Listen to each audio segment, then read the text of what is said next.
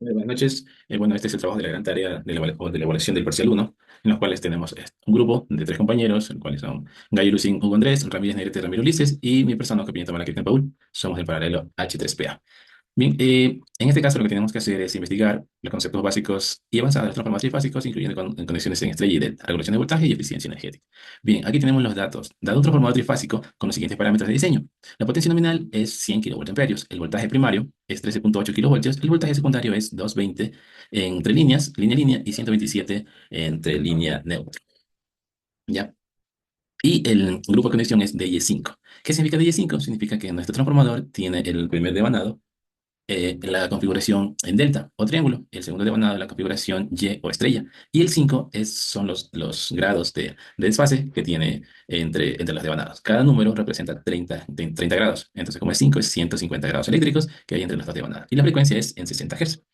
Bien, también nos dan notas tradicionales con unas pérdidas en el hierro de 1 kilowatts y en el cobre a plena carga de 1,8 kilowatts. La resistencia y reactancia que permiten modelar el transformador son las siguientes: RF 158 kiloohmios, XM 145 kiloohmios, RCC 20 ohmios y XCC 82 ohmios.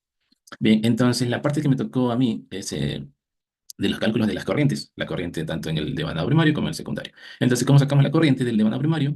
Entonces dice que corriente en el devanado primario es igual a la potencia aparente dividido para raíz de 3 por el voltaje del primer devanado o el devanado primario. Y eso nos da un total de 4,18 amperios. Y ahora para sacar la corriente la corriente en el devanado secundario o corriente 2 es igual a, asimismo, el voltaje aparente dividido por la raíz de 3 por el voltaje en el devanado 2. Entonces, para hacer esos cálculos, damos valores y nos da un total de 262,43 amperios. Bien, también ahora tenemos que sacar los cálculos de la regulación del transformador. Entonces, lo que tenemos aquí en la pérdida o regulación en resistencia CC es igual a resistencia CC por corriente del primer devanado, que acá tenemos que es 4,18 y el voltaje del primer devanado que es 13,8. Y eso lo multiplicamos por 100. Entonces damos los valores y nos da un total, eso nos da un valor en porcentaje. Entonces sería 0,605%. Ya, la pérdida en la impedancia CC es igual a la impedancia CC por la corriente así mismo del primer devanado dividido para el voltaje primer devanado. Damos los valores y eso nos da un porcentaje de 2,48. La siguiente parte la va a compartir mi compañero. Muchas gracias. Eficiencia de un transformador. A los transformadores también se los juzgan y compara por su eficiencia. Entonces, entonces tenemos la fórmula que la eficiencia de un transformador es la potencia sobre la potencia más sus pérdidas. Pero también también tomando en cuenta el índice de carga, tenemos que la eficiencia energética va a ser igual a el índice de carga por la potencia sobre el índice de carga por la potencia más las pérdidas de potencia. En este caso sería la potencia vacío y el índice de carga al cuadrado por potencia del cobre. Entonces mi compañero Gallo va a continuar con los cálculos. También nos falta sacar el ángulo y así obtener el seno del ángulo. Esto lo hacemos con el factor de potencia, donde tenemos que Q2 es igual al coseno inverso de 0,85, que nos da un ángulo de 31,78. Ahora sacamos el seno del ángulo, seno de 31,78, nos da igual a 0,52. Ahora con todos estos datos sacamos la regulación de voltaje, que tenemos que es la fórmula de C por R, por las pérdidas, por la caída de tensión, por el coseno de Q2 más C, por la caída de voltaje en XC, por el seno de Q2. Tenemos 0,8 por 0,60 por 0,85, más 0,8 por 2,48 y por 0,52, que fueron los valores que sacamos anteriormente. Con esto sacamos la regulación de voltaje, nos da 1,52%. Ahora los cálculos de eficiencia del transformador a plena carga. Vamos a calcular a plena carga y con un factor de potencia A de 1, donde tenemos que la eficiencia es igual a C por el voltaje 2, por la intensidad 2 y por seno de Q2, sobre C por el voltaje 2, por la intensidad 2, por el coseno de Q2, más las pérdidas en el hierro, más C al cuadrado, por las pérdidas en el cobre. Reemplazamos todos estos valores, nos quedaría 1 por 100 por 1, sobre 1 por 100 por 1, por más 1,1 más 1 al cuadrado, por 1,8.